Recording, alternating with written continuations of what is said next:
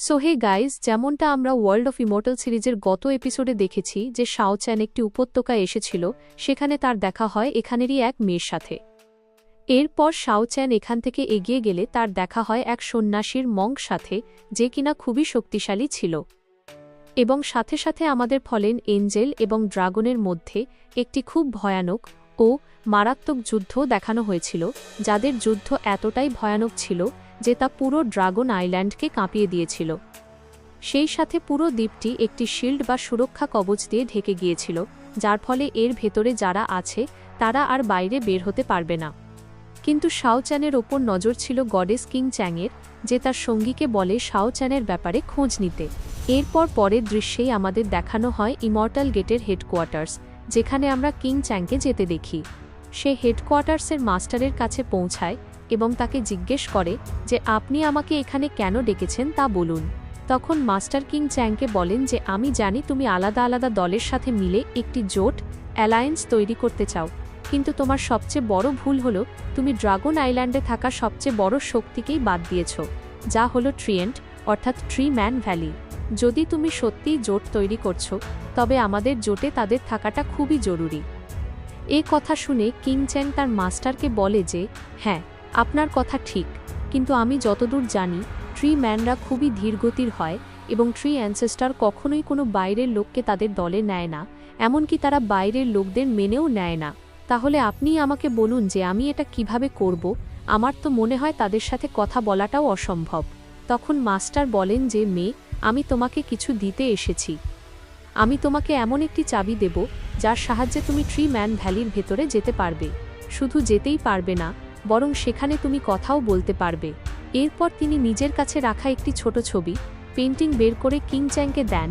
স্কেচটি আসলে ছিল শাও চ্যানের, যা দেখে কিং চ্যাং সাথে সাথেই চিনতে পারে যে এত শাও চ্যান। এরপর মাস্টার তাকে শাও চ্যানের ব্যাপারে পুরো ঘটনা খুলে বলেন।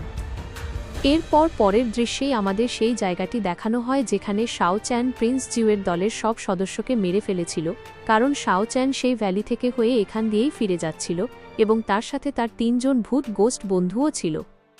তখন শাও চ্যান তাদের বলতে শুরু করে যে যেহেতু আমরা জানি ড্রাগন আইল্যান্ড এখন বাইরে থেকে পুরোপুরি শিল বা বন্ধ হয়ে গেছে, তাই বাকিদের মতো আমরাও বেশ বড় বিপদে পড়েছি। সে আসলে তাদের সাথে একটি ট্রাইব বা উপজাতির দিকে যাচ্ছিল, যার ব্যাপারে সে আসলে শুনেছিল সেই সন্ন্যাসীর মাঙ্ক কাছ থেকে। এই কারণেই সে তার বন্ধুদের জিজ্ঞেস করতে থাকে যে তোমরা কি নিশ্চিত যে তোমরা এখানকার বাসিন্দাদের আশেপাশেই দেখেছিলে? কারণ এমনিতে তো আমাকে এখানে দূর দূর পর্যন্ত কাউকেই দেখা যাচ্ছে না, এবং সাথে সাথে আমারও এখানে থাকার অনেক দিন হয়ে গেছে, কিন্তু আমি আজ পর্যন্ত কাউকেই দেখিনি। এমনকি আমাদের ঘুরতে এবং হাঁটতে পুরো ৩ দিন হয়ে গেছে, কিন্তু তবুও আমাদের কারো সাথে দেখা হয়নি। তোমরাই ভাবো আর আমাকে বলো যে যদি আমরা এখনও কারো ছায়াও না দেখে থাকি, তবে এটা কিভাবে সম্ভব যদি সত্যি কেউ এখানে থাকে? এখন শাও চ্যান কিং অফ হেলকে বলে যে আমাকে একটু বলো তো শেষবার তুমি তাদের কখন এবং কোথায় দেখেছিলে, যাতে আমরা ঠিক সেই জায়গাতেই যেতে পারি। তখন কিং অফ হেল তার দিকে 5টি আঙুল দেখিয়ে ইশারা করে। শাও চ্যানের মনে হয় সে হয়তো 5 দিন আগে দেখেছে, কিন্তু সে 5 দিন নয়, 5 মাসও নয়, বরং 5 বছরের কথা বলছিল, যা সত্যিই অনেক বেশি সময়, কারণ 5 বছর আগে যাকে দেখা গেছে সে হয়তো খুব কমই আর এখানে থাকবে। এই কারণে এখন তারা সবাই সাথে সাথেই সামনের দিকে যেতে শুরু করে। এর পরের দৃশ্যে এই 4 জনকে একটি গুহার ভেতরে দেখানো হয়, যেখানে তারা একটি লোকের লাশ পায়। শরীরটি একদম তাজা ছিল, তাই শাও চ্যান বুঝতে পারে যে একে খুব সম্প্রতি মারা হয়েছে। কিন্তু সেই সাথে তাদের চারপাশে অন্যরকম একটি শক্তি ঘুরছিল, যা হঠাৎ করেই শাও চ্যান এবং তার 3 বন্ধুর ওপর আক্রমণ করে। যতক্ষণ শাও চ্যান এটা বুঝতে পারে ততক্ষণ তার হাত পা আঁকড়ে ধরা হয়েছিল, সাথে সাথে তার 3 বন্ধুকেও বেঁধে ফেলা হয়, কারণ সেখানে এখন আরও বেশি বিপজ্জনক কিছু লোক চলে এসেছিল। এখানে একটি বেশ শক্তিশালী বিয়ার ওয়ারিয়র ভাল্লুক যোদ্ধা ছিল, যে তার মালিক বা ইয়ং মাস্টারের সাথে এখানে এসেছিল। তার ইয়ং মাস্টার শাও চ্যানকে বলতে থাকে যে তুমিও কি এখানে ড্রাগনের ডিম নিতে এসেছো? কারণ আসলে এখানে ডাবল হেডেড সার্পেন্ট ড্রাগন পাওয়া যায় এবং এই লোকটির নাম আমাদের জানানো হয় ইয়ারো। সে বলতে থাকে যে হে বালক, কিন্তু দুঃখের বিষয় হলো তুমি এখানে একটু দেরিতে এসেছো, কারণ এই ডিমগুলো আমরা আগেই দখল করে নিয়েছি।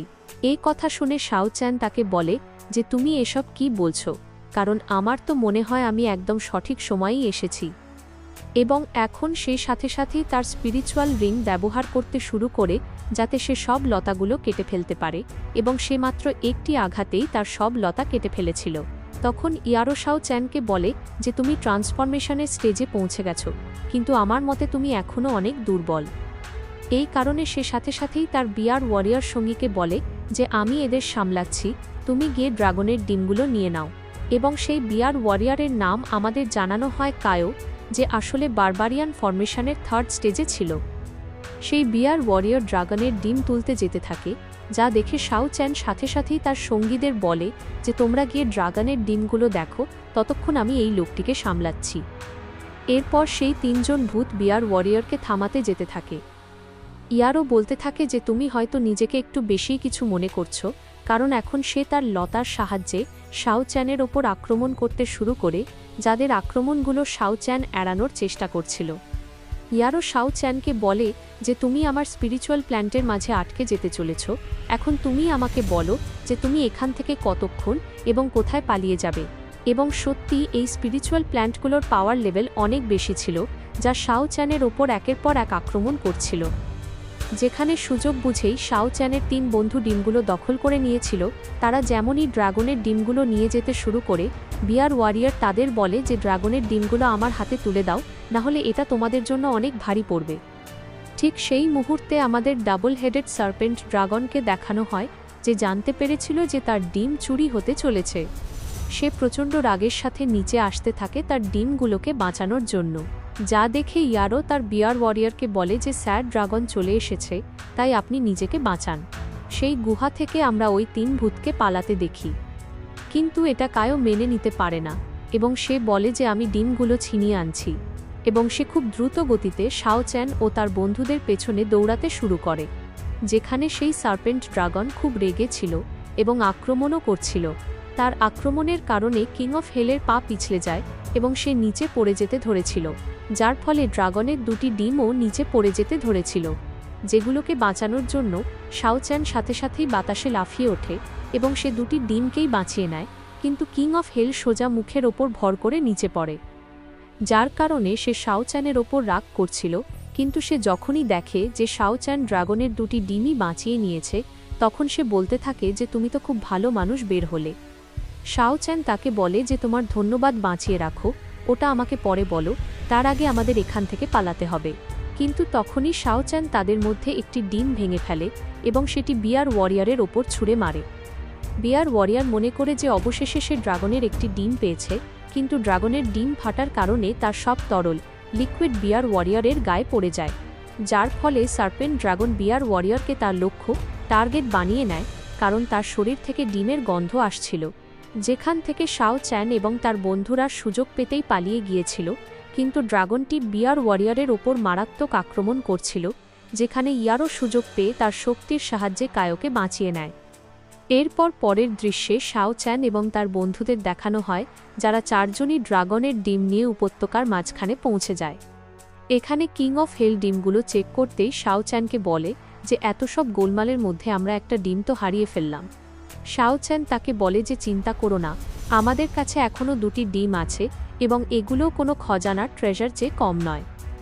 তখন কিং অফ রিইনকার্নেশন একটি বড় পাথরের ওপর কোনো কিছুর চিহ্ন দেখতে পায়, দেখে মনে হচ্ছিল যেন এটা কোনো মনস্টার বিস্ট এর আক্রমণের দাগ, যার ব্যাপারে সে শাও চ্যান ও তার বন্ধুদের জানিয়ে দেয়, যার ফলে তারা সাথে সাথেই সেই জায়গাটি দেখতে যেতে থাকে।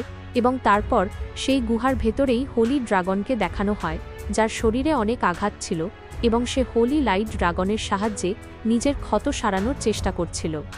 শাও চ্যান কিং অফ হেলকে জিজ্ঞেস করে যে তুমি আমাকে এখানে কেন এনেছ। তখন সে শাও চ্যানকে বলে যে এটি আসলে একটি স্যাক্রেড বিস্ট এবং সে আসলে স্যাক্রেড ড্রাগন ট্রিয়ের সাহায্যে শক্তি গ্রহণ করছে, যার কারণে সে খুব গভীর ঘুমে আচ্ছন্ন। কিন্তু তুমি যদি তার কাছে যাও তবে সে জেগে যাবে। কিন্তু শাও চ্যান বুঝতে পারে যে যদি সে তার কাছে যায় তবে সে জাগবে না, তাই সে ধীরে ধীরে সেই ড্রাগনের কাছে যেতে থাকে। ড্রাগনটি সত্যিই গভীর ঘুমে ছিল, যার ফলে শাও চ্যান হাঁটতে হাঁটতে সেই ড্রাগন ট্রিয়ের কাছে পৌঁছে যায়। কিন্তু কোনো বিস্টের এত কাছে যাওয়া মৃত্যুকে ডাকার চেয়ে কম কিছু নয়। শাও চ্যান যেমনই সেই ড্রাগন ট্রিটিকে তোলার চেষ্টা করে, ঠিক তখনই তার মনে হয় যেন ড্রাগনটি জেগে উঠতে চলেছে। তাই শাও চ্যান সাথে সাথেই তার পায়ের কাছে লুকিয়ে পড়ে, কিন্তু এই ড্রাগনের লেজ আপনা আপনি বাতাসে উঠে গিয়েছিল। এই দৃশ্য দেখে ওই 3 ভূত লুকিয়ে পড়ে, কারণ লেজটি শাও চ্যানের ঠিক পেছনেই গিয়ে পড়ে, যার কারণে শাও চ্যানও ঘাবড়ে যায়।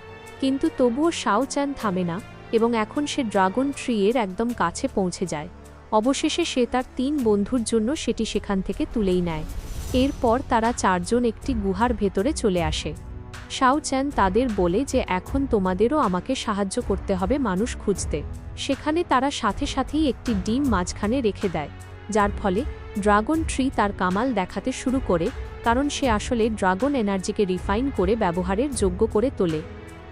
এই দৃশ্য দেখে শাও চ্যান বলতে থাকে যে এই গাছটি তো সত্যিই খুব চমৎকার, কারণ এটি শুধু ড্রাগনের ক্ষত সারায় না, বরং যে কোনো এনার্জিকে রিফাইন করে ন্যাচারাল এনার্জিতে বদলে দেয়, যার ফলে ওই 3 ভূত তার কাছে বসে পড়ে এবং এনার্জি শোষণ করতে থাকে। কিন্তু কিং অফ হেল সাথে সাথেই উঠে অন্য ডিমটির কাছে চলে যায় এবং শাও চ্যানকে বলে যে তুমি এটি ব্যবহার করতে পারো, কারণ এটি তোমার জন্যই। একথা বলার পর সে ড্রাগন ট্রিয়ের কাছে বসে এনার্জি শোষণ করতে শুরু করে এবং এখন শাও চ্যানের কাছেও সুযোগ ছিল তার এনার্জি এবং ক্ষমতা বাড়ানোর। এই সুযোগ সে হাতছাড়া করতে চাইছিল না, কারণ তার হাতে ড্রাগন এগের এসেন্স এসে গিয়েছিল, যার সাহায্যে সে নিশ্চিতভাবেই ট্রান্সফরমেশনের 3rd লেভেলে পৌঁছে যাবে। এরপর সে ল্যান নুওকে খোঁজার কাজও শুরু করতে পারবে। তাই শাও চ্যান বলে যে আমাকে আমার ট্রেনিং আরও কঠিন করতে হবে, কারণ এই ড্রাগন আইল্যান্ড খুবই বিপজ্জনক এবং সে এত সহজে এখানে টিকে থাকতে পারবে না।